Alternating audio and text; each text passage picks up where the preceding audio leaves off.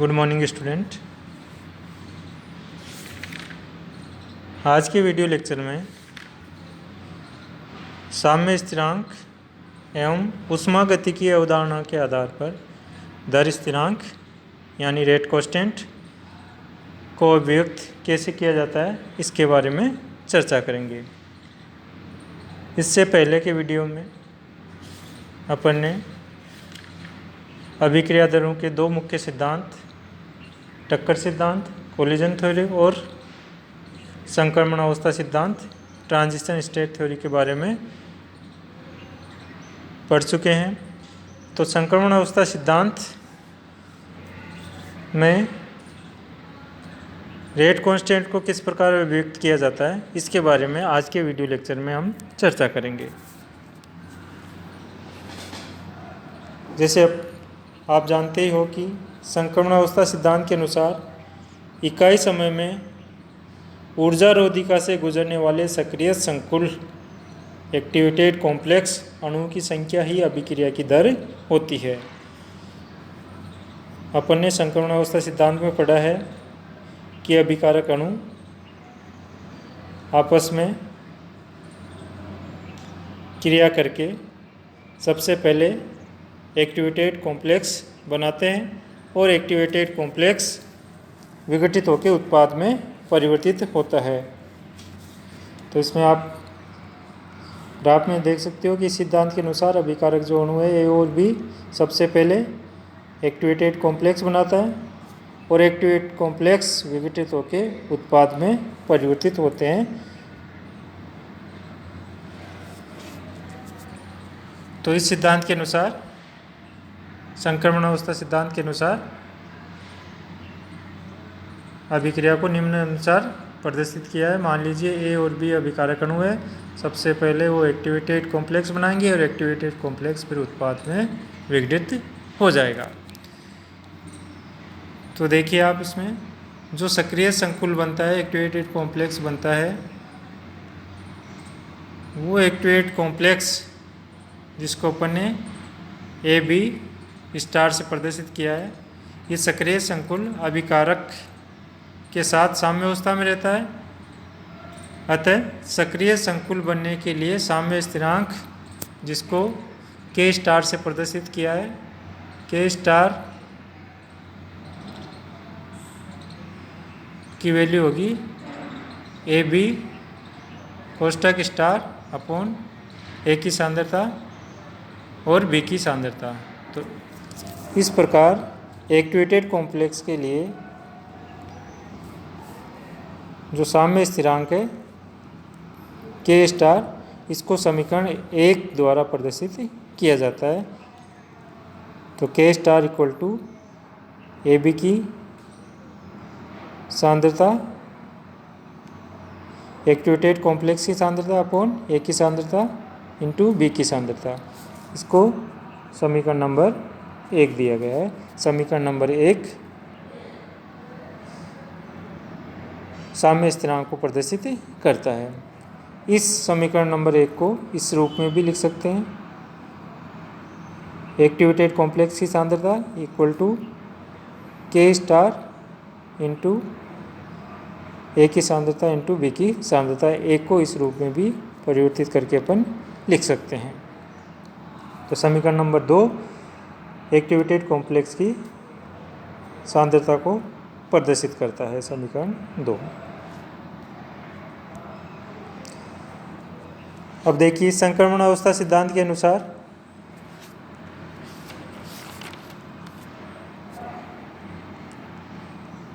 अभिक्रिया की जो दर होती है वो अभिक्रिया की दर किसके बराबर होती है?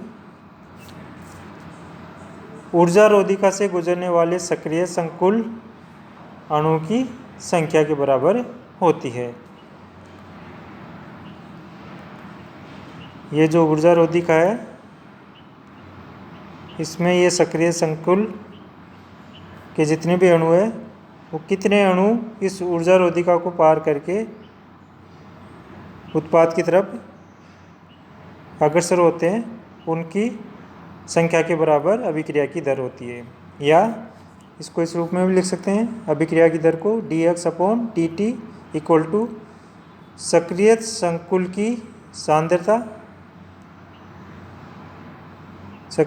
की सांद्रता इंटू संकुल के उत्पाद में अपघटन की दर, कि संकुल की सांद्रता कितनी है और उस संकुल के विघटन के फलस्वरूप उसके अपघटन के फलस्वरूप उसकी दर क्या है। संकुल के उत्पाद में अपघटन की दर ये अभिक्रिया दर के बराबर होगी। और समीकरण 2 से अपन सक्रिय संकुल की सांद्रता का मान इसमें रखते हैं। सक्रिय संकुल की सांद्रता समीकरण 2 में ये दे रखी है। यहाँ पे समीकरण नंबर 2 में सक्रिय संकुल की सांद्रता, इसको सक्रिय संकुल की सांद्रता को यहाँ से ये मान यहाँ पे रखने पे तो dx/dt equal to k star A की सांद्रता इंटू बी की सांद्रता, ये सक्रिय संकुल की सांद्रता का मान अपन ने समीकरण नंबर 2 से यहाँ रख दिया है, इंटू सक्रिय संकुल के अपघटन की दर ऐसे कैसे रख दिए। अब अपने को सक्रिय संकुल के अपघटन की दर याद करनी है। तो सक्रिय संकुल के अपघटन की दर इक्वल टू ई कंपन अपॉन एच के बराबर होती है, क्योंकि जो सक्रिय संकुल का अपघटन तभी होगा जब निकाय को पर्याप्त मात्रा में कंपन ऊर्जा प्रदान की जाए, ताकि सक्रिय संकुल के परमाणु ऐसी निश्चित क्रांतिक आवृत्ति में कंपित हो जाए जिससे बंध टूट जाए। इस आवृत्ति को निम्नलिखित व्यंजन द्वारा दर्शाया गया है। यह आवृत्ति आपकी है म्यू इक्वल टू ई कंपन अपॉन एच। यहाँ एच प्लांक स्थिरांक है और ई कंपन ताप T पर औसत कंपन ऊर्जा है। चूँकि ई कंपन इक्वल टू KT होता है, K यहाँ बोल्ट्जमान स्थिरांक है जिसकी value K equal to R/N, R यहाँ गैस स्थिरांक है और N अवगाड्रो संख्या है। ये मान K की वैल्यू यहाँ पे रखने पे तो ई कंपन इक्वल टू हो गया RT/N। यहाँ ई कंपन की वैल्यू आ गई RT/N। इसको समीकरण नंबर 4 देते हैं। समीकरण नंबर 4 का मान समीकरण नंबर 3 में रखने पे, ये समीकरण नंबर आपकी 3 यहाँ है, इसमें समीकरण नंबर 4 का मान समीकरण नंबर 3 में रखने पर संकुल के अपघटन की आवृत्ति का मान जो है वो आया RT/NH। इसको समीकरण नंबर 5 देते हैं। तो इस प्रकार समीकरण नंबर 5 का मान यहाँ पे रखने पर संकुल के अपघटन की दर, ये मान यहाँ से यहाँ रखने पर dx/dt equal to k star A की सांद्रता इंटू बी की सांद्रता RT/NH, ये समीकरण नंबर 6 अपने को प्राप्त हो गई। क्रियाकारकों से उत्पाद में परिवर्तन होने के लिए अभिक्रिया दर जो होगी, अगर अपन बात करें कि क्रियाकारक से डायरेक्ट उत्पाद में परिवर्तन हो रहा है तो उनके लिए अभिक्रिया जो दर होगी dx/dt इक्वल टू k ए की सांद्रता इंटू बी की सांद्रता। यहाँ k अभिक्रिया दर स्थिरांक है, रेट कांस्टेंट है। तो समीकरण 6 और समीकरण 7 से, समीकरण 6 में जो अभिक्रिया दर है उसका मान समीकरण नंबर 7 से रख दिया, तो ये वैल्यू अभिक्रिया दर की जगह रखने पे ये आ गया k ए की सांद्रता इंटू बी की सांद्रता equal to k star A की सांद्रता इंटू बी की सांद्रता RT/NH। इसको और आगे हल करने पर अपने को वेग स्थिरांक k, रेट कांस्टेंट k की वैल्यू प्राप्त हो रही है, k equal to k star RT/NH। ये समीकरण नंबर 8 अपने को प्राप्त हो गई।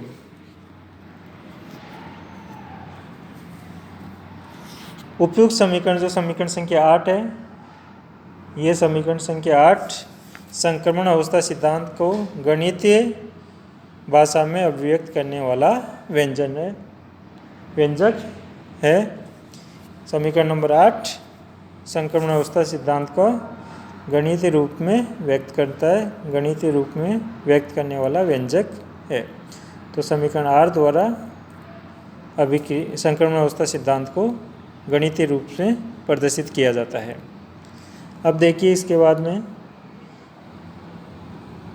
हम जानते हैं कि मुक्त ऊर्जा का संबंध एंथैल्पी एवं ऊष्मागतिकी से हम जानते हैं कि delta G star equal to minus RT ln K, जहाँ पे डेल्टा G स्टार सक्रिय संकुल की मुक्त ऊर्जा है, परंतु हम ये भी जानते हैं कि मुक्त ऊर्जा का संबंध एंथैल्पी एवं एंट्रोपी के साथ भी निम्न समीकरण द्वारा व्यक्त किया जाता है। तो एंथैल्पी का संबंध एंट्रोपी और एंथैल्पी से इसको इस प्रकार संबंधित किया जाता है, delta G star equal to delta H star minus T delta S star. तो यहाँ जो मुक्त ऊर्जा है डेल्टा G स्टार को एंथैल्पी और एंट्रोपी के साथ इस समीकरण नंबर 10 द्वारा प्रदर्शित किया जाता है। तो समीकरण 9 और समीकरण 10 को तुल्य करने पर, इनको बराबर करने पर, क्योंकि डेल्टा G दोनों में स्टार कॉमन है, तो दोनों समीकरण 9 और 10 को इक्वल करने पर, तुल्य करने पर अपने को मान प्राप्त होता है ln K star equal to minus delta H star minus T delta S star कोष्टक अपॉन RT। इसको और आगे हल करने पर, या K star equal to e की power minus delta H star minus T delta S star कोष्टक अपॉन RT, ये साम्य स्थिरांक का मान समीकरण 11 द्वारा प्राप्त हो गया है। समीकरण 11 से K स्टार का मान समीकरण नंबर 8 में रखने पे, समीकरण 8 में ये जो K स्टार है, इस K स्टार की वैल्यू यहाँ से समीकरण नंबर 11 से ये K वैल्यू यहाँ पे रखने पर अपने को नई समीकरण 12 प्राप्त होगी। तो K equal to RT upon NH e की power minus delta H star upon RT e की power delta S star upon R, ये समीकरण 12 को प्राप्त हो रही है। इस समीकरण में डेल्टा H स्टार मानक एंथैल्पी परिवर्तन है और डेल्टा S स्टार मानक एंट्रोपी परिवर्तन है।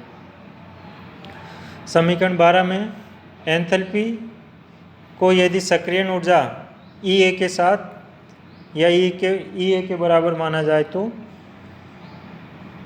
डेल्टा H की जगह अपन सक्रियण ऊर्जा EA रखने पर समीकरण 12 अपने को इस रूप में प्राप्त होगी, K equal to RT upon NH e की power minus EA upon RT e की power delta S star upon R। यहाँ इस समीकरण 12 में अपन ने डेल्टा H स्टार की जगह EA रखा है, इन दोनों को इक्वल माना है, बराबर मान लिया गया है, और डेल्टा H स्टार की जगह EA रख दिया है। यदि टक्कर सिद्धांत तथा संक्रमणावस्था सिद्धांत की तुलना करने पर टक्कर सिद्धांत से जो समीकरण प्राप्त हुई थी और संक्रमणावस्था सिद्धांत से जो समीकरण प्राप्त हो रही है, ये वाली, इन दोनों समीकरणों की तुलना करने पर देखिए टक्कर सिद्धांत के अनुसार अपने को ये समीकरण प्राप्त हुई थी, PZ E की power minus EA upon RT, ये समीकरण अपने को प्राप्त हुई थी टक्कर सिद्धांत से, इक्वल टू संक्रमणावस्था सिद्धांत से जो समीकरण प्राप्त हो रही है RT upon N H e की power minus delta H star upon R T e की power delta S star upon R. और इस समीकरण में अपन ने ई ए की इक्वल माना है डेल्टा एच स्टार को, तो यहाँ पे ई ए की जगह यहाँ पे ये जो है ई ए की जगह अपन डेल्टा एच रखने पर डेल्टा एच इसकी जगह रखेंगे तो पी जेड ई की power minus delta H star upon R T equal to R T upon N H e की power minus delta H star upon R T e की power delta H star upon R. तो यहाँ या P Z equal to R T upon N H e की power delta S star upon R, या P equal to R T upon Z N H e की power delta S star upon R. अतः टक्कर सिद्धांत में प्रयुक्त प्रायिकता गुणांक पी, जो टक्कर सिद्धांत में अपन ने प्रायिकता गुणांक पी का समावेश किया था, वो प्रायिकता गुणांक पी सक्रियण की एंथैल्पी सक्रियण की एंट्रोपी ऑफ एक्टिवेशन से संबंधित है।